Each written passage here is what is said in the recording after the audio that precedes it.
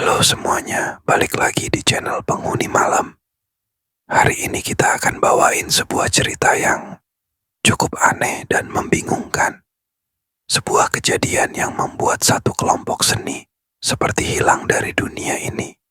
So, stay tune terus. Jangan lupa klik tombol subscribe dan nyalakan loncengnya agar kalian gak ketinggalan cerita-cerita baru original dari Penghuni Malam. Yuk langsung aja kita mulai.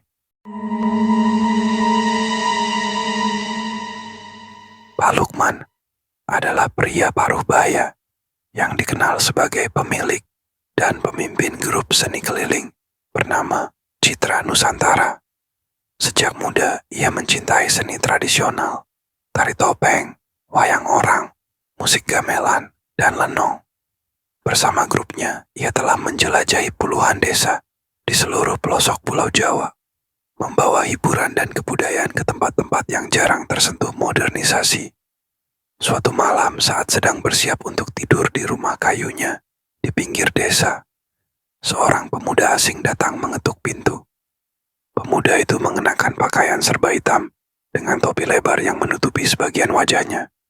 "Permisi Pak Lukman," tanyanya sopan. "Iya, saya sendiri." "Ada apa ya?" "Kami dari desa Wareng, di balik perbukitan utara. Kami ingin mengundang grup Bapak untuk mengadakan pertunjukan besok malam." Pak Lukman agak heran. Ia tak pernah mendengar nama desa itu sebelumnya. "Wareng, saya belum pernah dengar, tapi boleh juga. Ada perayaan apa kalau boleh tahu?" Pemuda itu tersenyum tipis. "Peringatan berdirinya desa kami, Pak.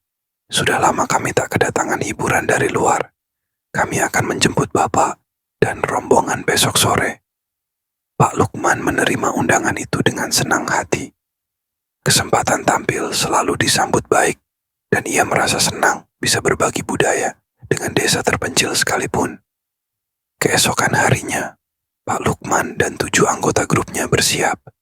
Mereka membawa perlengkapan, kostum, alat musik, dan properti lainnya ke dalam 2 mobil pick-up.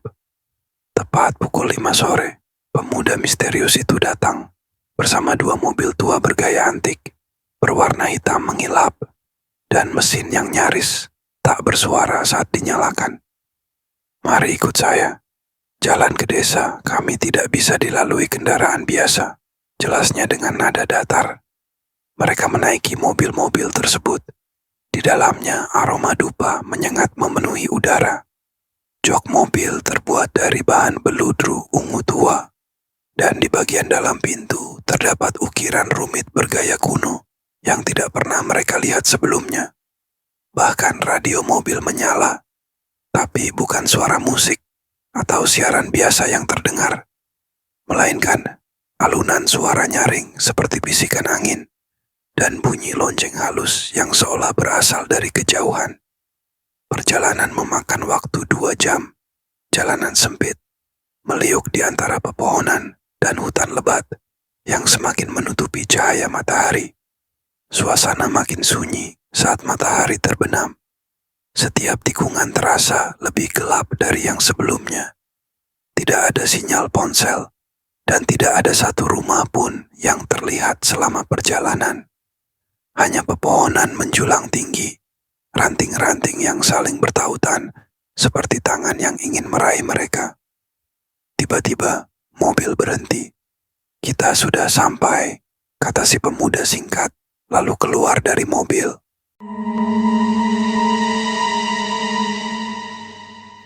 Mereka berdiri di depan sebuah gerbang kayu besar yang dihiasi tengkorak-tengkorak hewan dan simbol-simbol asing. Gerbang terbuka sendiri perlahan, mengeluarkan derit pelan yang membuat bulu kuduk meremang. Desa Wareng menyambut mereka dalam kesenyapan mutlak. Tidak ada suara jangkrik, burung, atau angin. Hening total. Di bawah cahaya redap dari lentera minyak yang menggantung di sepanjang jalan utama, mereka melihat penduduk berdiri di tepi jalan, diam menatap mereka. Pak Lukman melambaikan tangan. "Selamat malam, kami dari grup seni Citra Nusantara." Tidak ada yang menjawab. Warga desa hanya diam, tubuh mereka tegak, mata menatap tajam, dan bibir rapat seakan disegel. Seorang anak kecil tersenyum lebar, tapi tanpa suara. Bahkan langkah kaki warga pun tidak terdengar. Pak Lukman mendekati seorang nenek yang mengenakan kebaya kusam. "Bu, tempat pentasnya di mana ya?" Nenek itu hanya mengangkat tangan kanan dan menunjuk ke arah timur desa. Gerakannya lambat, seolah sedang mengikuti irama yang tidak terdengar. Matanya tampak kosong, seperti tidak benar-benar melihat Pak Lukman. Semakin mereka berjalan, semakin banyak warga yang berdiri di pinggir jalan. Semuanya diam. Beberapa membawa lentera, beberapa memegang boneka wayang, tetapi tidak satu pun mengeluarkan suara. Beberapa dari mereka menggerakkan kepala seirama, ke kanan dan ke kiri, seperti mengikuti musik dalam diam. Salah satu penari, Sri, mendekat ke Pak Lukman dan berbisik, "Pak, ini desa beneran gak sih? Aku merinding dari tadi. Orang-orangnya kayak patung hidup." Pak Lukman mengangguk pelan. Ia juga merasakan keanehan yang sama. Ada sesuatu yang tidak benar di sini. Desa ini terlalu rapi, terlalu hening, terlalu tidak nyata.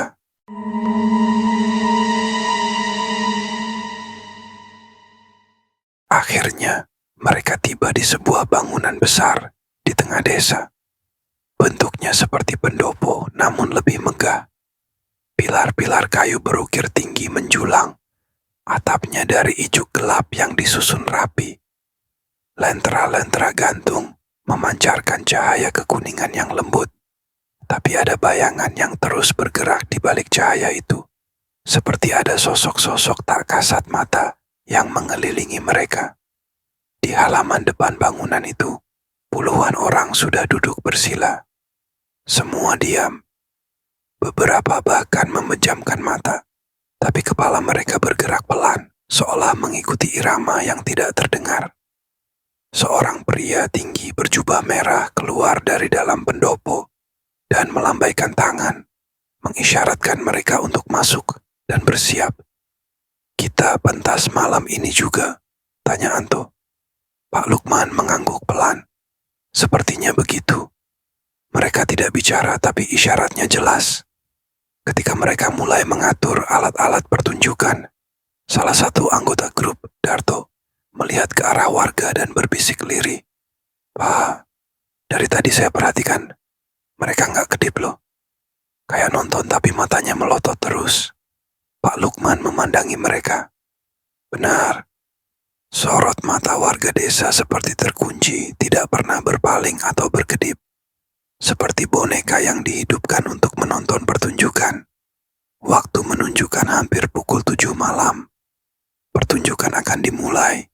Tapi Pak Lukman masih terus bertanya dalam hati. Di mana mereka sebenarnya? Dan siapa sesungguhnya warga desa Wareng ini? Panggung telah siap. Lentera-lentera menggantung dengan cahaya kekuningan yang menggoda, menciptakan suasana antik sekaligus mencekam. Para anggota grup Citra Nusantara mulai mengenakan kostum mereka, bersiap menampilkan tarian topeng pembuka. Namun, ada satu hal yang mengganggu. Tidak ada suara dari penonton. Bukan hanya hening, dalam artian tidak ada tepuk tangan atau sorakan, tapi benar-benar bisu total. Tidak ada batuk, tidak ada bisikan, bahkan tidak terdengar helaan napas. Saat pertunjukan dimulai, para pemain menari dan memainkan musik seperti biasa. Gamelan berbunyi merdu, topeng berputar di wajah penari, dan nyanyian sinden mengalun dengan sempurna. Tapi penonton yang memenuhi pendopo tetap diam membatu. Tidak ada reaksi, tidak ada ekspresi. Bahkan ketika adegan lucu dimainkan oleh pelawak dalam rombongan, mereka tetap hanya menatap kosong ke arah panggung. Darto yang memainkan kendang mulai merasa tidak enak. Tangannya sempat gemetar saat melihat salah satu penonton, seorang pria tua, menatap langsung ke arahnya. dengan sorot mata merah menyala, seolah ingin menyampaikan sesuatu, namun tak dapat bicara. Pak Lukman juga merasakan ketegangan yang merayap dari ujung kaki ke kepala. Ia merasa seperti sedang menghibur patung-patung hidup. Kadang, ada bayangan yang melintas cepat di belakang tiang-tiang pendopo. Tapi saat ia menoleh, tak ada siapa-siapa. Tiba-tiba, saat lagu ketiga dimainkan, listrik padam sejenak. Gelap gulita meliputi ruangan hanya untuk beberapa detik, namun cukup untuk membuat seluruh pemain terdiam. Ketika lentera kembali menyala, beberapa kursi penonton terlihat kosong. Namun anehnya, tidak ada suara langkah, tidak ada suara bangku digeser. Mereka seperti menghilang begitu saja. Sri mendekati Pak Lukman di sela jeda pertunjukan. "Pak, saya rasa tadi ada yang berjalan di belakang saya. Tapi pas saya noleh, nggak ada siapa-siapa. Terus, kursi yang tadi penuh, sekarang kosong." Pak Lukman menarik napas dalam-dalam. "Lanjutkan saja, Sri. Kita selesaikan pertunjukan ini." Pertunjukan terus berlangsung hingga 2 jam berlalu. Saat babak terakhir dimainkan, semua penonton tiba-tiba berdiri serentak. Gerakan mereka begitu seragam, begitu presisi, hingga menyerupai robot. Lalu, dalam keheningan yang sama, mereka membungkuk pelan ke arah panggung. Setelah itu, tanpa suara, satu persatu penonton meninggalkan pendopo. Tidak ada tepuk tangan, tidak ada ucapan terima kasih, hanya gerakan tubuh dan tatapan hampa yang tersisa. Seorang pemuda yang dari awal menjadi pemandu mereka muncul kembali. Ia memberi isyarat agar mereka segera bersiap kembali ke mobil. Pak Lukman dan rombongannya masih diliputi rasa tak percaya, segera mengemas perlengkapan. Mereka meninggalkan pendopo dan melangkah keluar desa tanpa sepatah kata pun dari siapapun. Hanya suara langkah mereka sendiri yang terdengar saat meninggalkan desa Wareng, kembali menyusuri jalan hutan yang sepi dan gelap.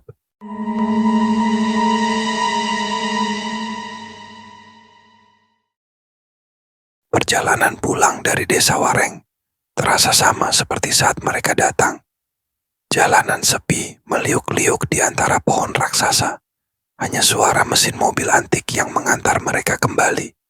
Tapi kini, suasana hati para anggota grup berubah.